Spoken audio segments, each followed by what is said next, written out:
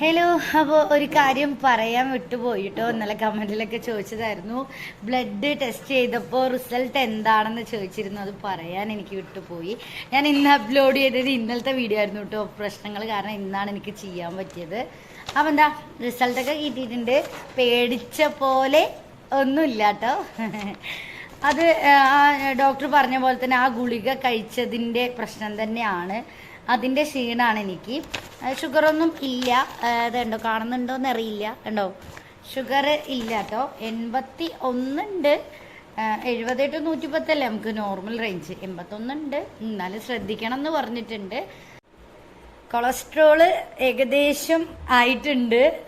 പിന്നെ ഷുഗർ ഇല്ല കേട്ടോ. അതിൻ്റെ ഒരു ടെൻഷനായിരുന്നു എനിക്ക്. ക്ഷീണം കണ്ടപ്പോൾ ഭയങ്കര ടെൻഷൻ. ഇനിയിപ്പോൾ ഷുഗർ ആയോ എന്ന് പറഞ്ഞിട്ട് വേഗം പോയി ചെക്ക് ചെയ്തതാണ്. അതൊന്നല്ല. അപ്പോൾ നമുക്ക് ഉറപ്പിക്കാം, ആ ഗുളിക കഴിക്കുന്നതിൻ്റെയാണ്. ഒന്നും ചെയ്യാൻ പറ്റില്ല. 17 ദിവസം കഴിച്ചേ പറ്റുള്ളൂ. അത് കഴിക്കൽ നിർത്തിയ ആകെ പ്രശ്നമാവും.